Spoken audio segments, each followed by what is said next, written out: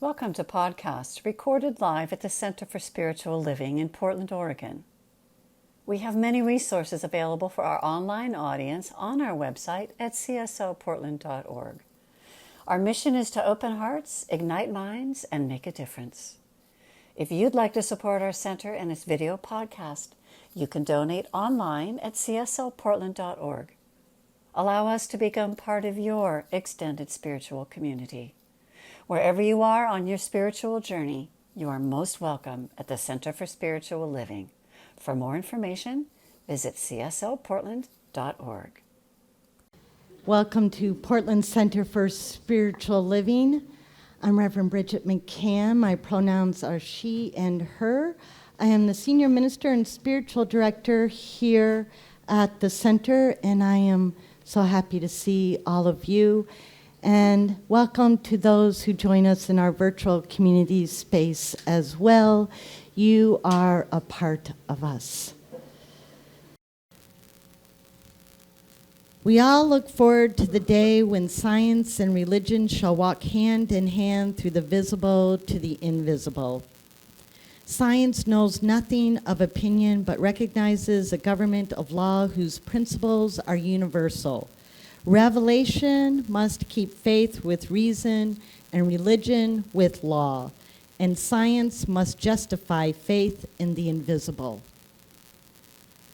Science and religion, or science and spirituality, often seen as rivals or an animosity with each other or contradictory, they are not.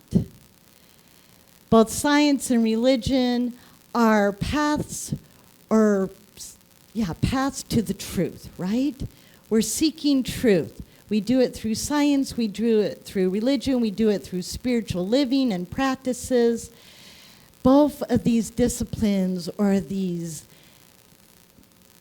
I'm going to say, avenues of inquiry, we hope that they lead us to truth. And they're both, the ability to do both of these things, to seek truth through science and to seek truth through spiritual practices, they're both given to us by God, right? We're born with the ability to ask questions, inquire, investigate. That's science. We're born with the ability to just contemplate and be in the stillness and feel the presence. That's spirituality. So not only are these two not adversaries, they must be reconciled. They must be reconcilable, as Ernest Holmes was encouraging us. And they're more than reconcilable. I would say they're complementary. Because with only one avenue of inquiry, we only have a partial understanding. Reverend Dr. Martin Luther King Jr., in his sermon, A Tough Mind and a Tender Heart, which as an aside is probably one of the best sermons ever written. I encourage you to look it up. A Tough Mind and a Tender Heart. Dr. King says, there may be a conflict between soft-minded religionists and tough-minded scientists, but not between science and religion. Their respective worlds are different, and their methods are dissimilar. Science investigates, religion interprets.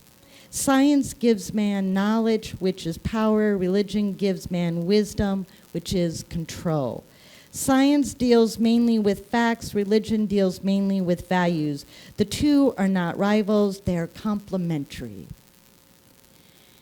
And in these days, more and more scientists are researching, investigating at that intersection of science and religion, exploring how religious or spiritual beliefs and spiritual practices affect our lives, our brains, our mental health, our physical health, our relationships.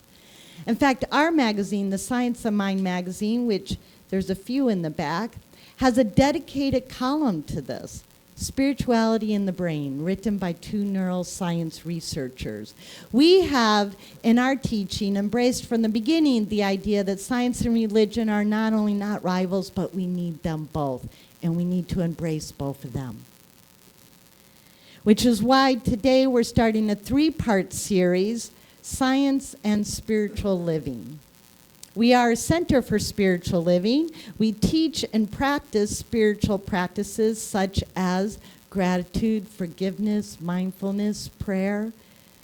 So those are going to be the focus of this 3-part series. Today is gratitude, next week forgiveness, and the week after that mindfulness and prayer. And we'll be looking at these spiritual practices from both the spiritual perspective and the scientific perspective. And me and several of our practitioners have developed workshops to go with these. Starting today after this service, a workshop that looks at gratitude and how to go deeper with it and build gratitude into a daily practice. So that's today after the service, tomorrow night on Zoom. All of this is on our website. It's also in your program. Next week will be a workshop for forgiveness, and the week after that, mindfulness and prayer. So please look at that information and register online. If you want to stay after the service today, you can. For the Zoom workshop, it helps us a great deal if you register online. But we start today with gratitude. And I want to take a slightly different approach to gratitude than we normally hear as a Center for Spiritual Living. Gratitude as worship. Worship is not a word we use a whole lot around here. And that may be because it invokes this idea of worshiping some deity that's out there somewhere, and we better pay homage to it, or who knows what's going to happen. That's not the kind of worship I'm talking about. I'm talking about the kind of worship that is deep, profound respect and honoring of whatever it is, that power that brought about this incredible universe. Worship as profound gratitude. Worship not because God needs us to worship it, not because we're afraid of what might happen, but gratitude for the ultimate source of everything, just because. Because our gratitude is so big, we need an outlet for it. Because we're in awe of this magnificent life. That's the kind of gratitude that is worship. Now, it's easy to have gratitude for those things that come to mind right away, right? Like family and friends, good health, financial well-being. Those are the easy ones. But what about gratitude for the things we kind of take for granted? Like the life-giving elements of earth, wind, fire, and water. What about gratitude for our ability to love and be loved? What about gratitude for our freedoms? Freedom to choose our lives, freedom to choose how we show up in a situation, freedom to begin again because it's never too late. What about our resiliency, our perseverance? What about gratitude for all the teachers we've ever had, even the ones that irritated us? What about gratitude for all of the ancestors like we did today? The ancestors were related to, and the ancestors were not even related to, but they somehow had a part in bringing us to this moment so we could have this life in this moment. That's the kind of gratitude I'm talking about that is worship. The kind of gratitude that's just for the sake of gratitude. The kind of gratitude that has no agenda. The kind of gratitude that just says, wow, God, this is pretty awesome. Thank you. That's the kind of gratitude that the spiritual sages and mystics have been encouraging us to cultivate throughout the ages. This is the kind of gratitude and the kind of worship that's been taught in all the faith traditions. Why? Because this is the kind of gratitude that brings deep inner peace and joy in living. It's also the kind of gratitude that reminds us of our oneness with that divine source. Years ago, there were 2 students sitting under a banyan tree with their guru. And one of them asked, "Teacher, how long will it take for me to reach enlightenment?" And the teacher said, "Well, enlightenment can't really be predicted, but since you asked, it will take 20 more years." Well, the student cries out, like, "No way, I don't know if I can wait 20 more lifetimes." And then the second student, he's also curious. "Teacher, how long is it going to take me to reach liberation?" This time the teacher says, "It will take as many lives as this tree has leaves." That student jumps up in great joy, starts dancing. He's filled with gratitude. He's overwhelmed with gratitude because he's just been assured that he will someday reach enlightenment. And in that moment of great gratitude and joy, he overcame his limited human mind, and in that moment, he was liberated. It was his gratitude that liberated him into a remembering that he is already one with the divine, and he didn't need to wait. That's what gratitude can do for us. Gratitude also reminds us how we're connected to everyone, not just the divine. That all of creation, all of life is a unity. That we are so interconnected and intertwined that we cannot survive without each other. Like literally, we could not survive without each other. Now think of just one thing you're grateful for today. It could be something small. Now think about all the people who had some part to play in you having that. It might be as simple as your morning coffee. I know that's the great joy that I start every day with. And when I think about all the people who involved in bringing me that coffee, all the employees at the store where I bought it, the store owners, the banks who lend the store money, all the transport companies, foreign and domestic, and all their employees, the coffee farmers and their employees, the coffee buyers, the coffee roasters. And that's just some of the people. What about the plant itself? What about the earth, wind, and fire and water that made the plant grow? What about the pollinators? And this is just a cup of coffee. Right? I mean, think about the big things in life. I mean, we're talking, that probably required the entire web of existence. As Catherine loves to tell us every time, or remind us every time she's on this platform, you are a star wrapped in skin.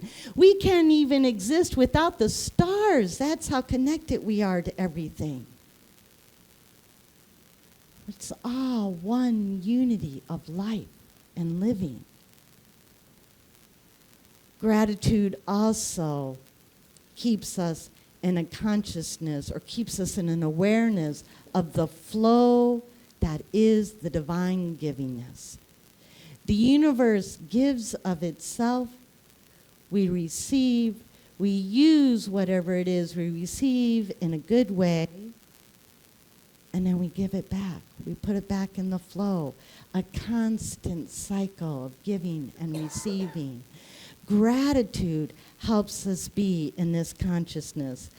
As Eric Butterworth wrote, giving thanks is an important state of your consciousness that keeps you in an awareness of oneness with divine flow. And it's important to have this gratitude even when we think that what we have is just a little bit. In fact, it might be even more important to have gratitude. Because even that little bit of whatever it is that we're hoping to have more of in our life, that little bit is evidence that the universe is at work in our lives, and there's more where this came from. This is evidence of good. Edwene Gaines used to say, she's a great teacher of prosperity of all sorts. She started out with just a few dollars, and she started giving gratitude. She said, I'm grateful for these few dollars. I mean, she was down to her last dime at one point. I'm grateful for this dime because it's currency. It's evidence that there's universe, there's God at work in my life. And that gratitude builds that awareness that we are always in the flow. Gratitude in advance of receiving our good, that's maybe even better. Because gratitude in advance of receiving our good helps us build the receptivity for it.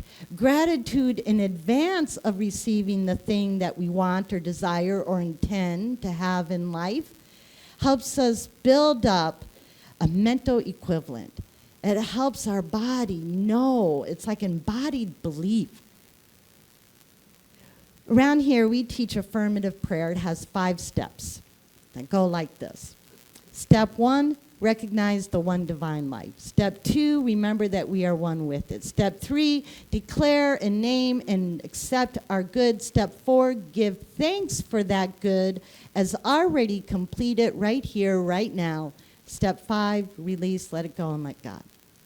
Why do we give thanks in advance in step 4?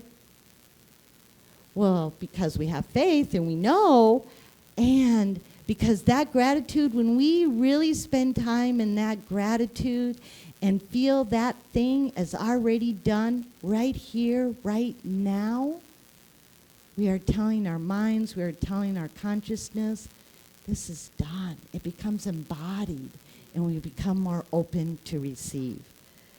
Neil Donald Walsh put it this way: gratitude in advance is the most creative force in the universe because it affects our consciousness and we're open to receive.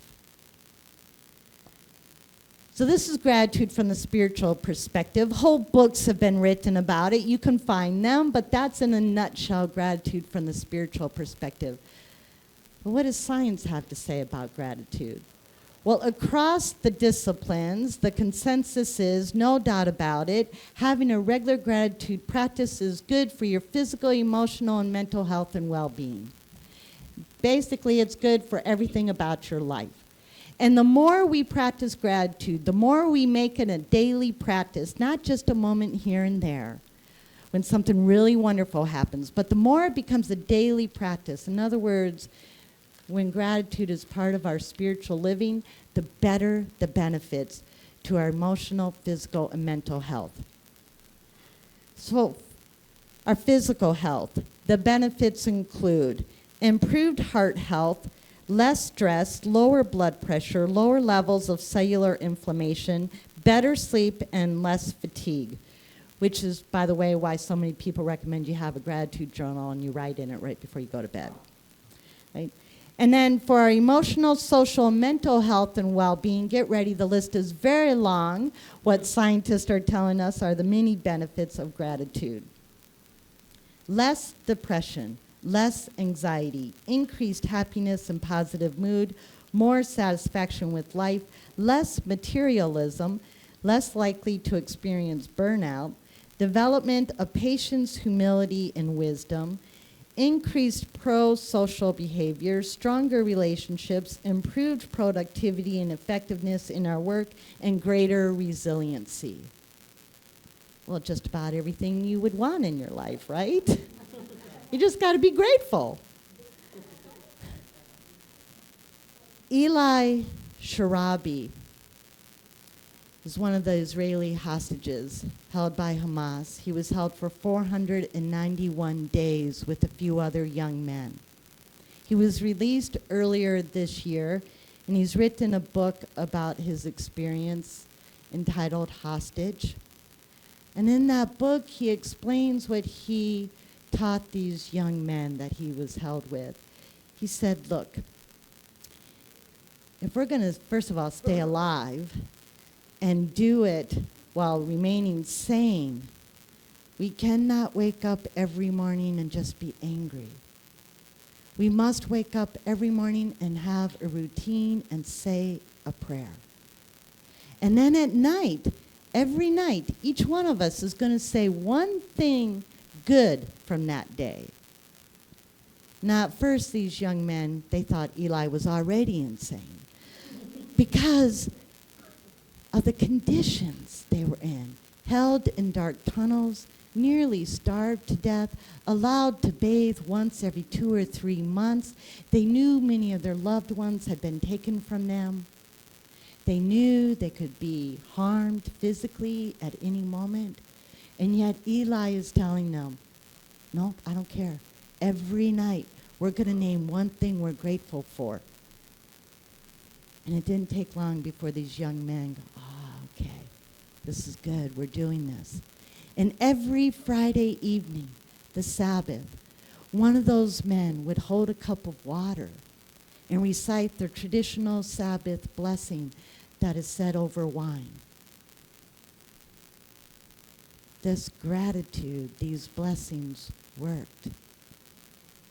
In a recent interview, Eli said, you understand that every moment they can kill you if they decide to do that. So you're trying to find the light and the special moments. Surviving is building from lots of small victories. Spiritual teachers have been preaching to us throughout the ages of the benefits of gratitude. How it can connect us with the divine, connect us with each other, let us have happier, more satisfying lives, and at times even necessary for our survival. So make gratitude part of your daily life. Develop a gratitude practice. Practice spiritual living. Have a gratitude journal that you write in every night. Go sit on the beach and give thanks for that vast ocean. Or look up at the night sky on a clear night, because we're in Portland. Look up at the night sky and just whisper, wow, God, that's pretty cool. Thank you. It is enough. It is enough. Be grateful.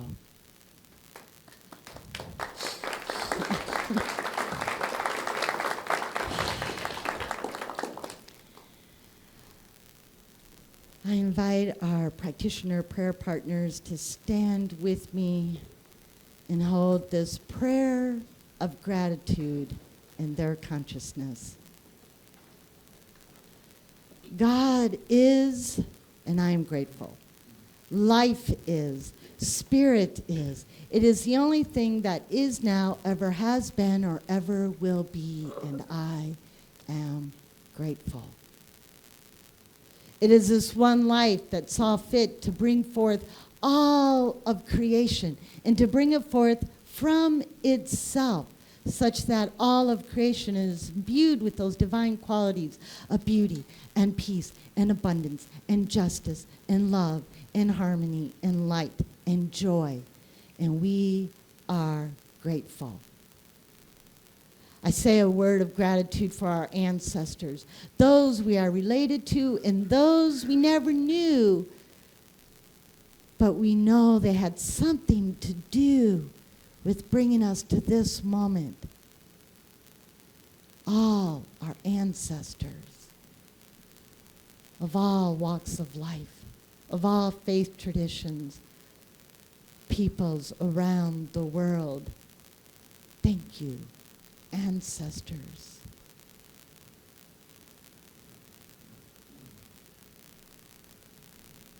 I give thanks. I give thanks for that inner peace that comes with knowing our oneness.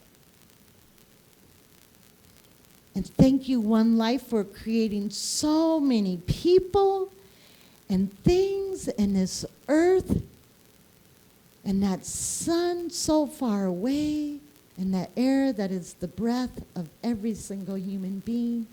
Thank you for our unity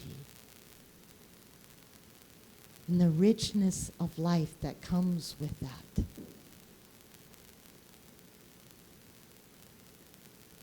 Thank you, God. Thank you, life. Thank you, Spirit. And this is the way it is. This is the way it was meant to be. This is the way it will always be. And I give thanks for that. And I let it go and let it be because it simply is. And so it is.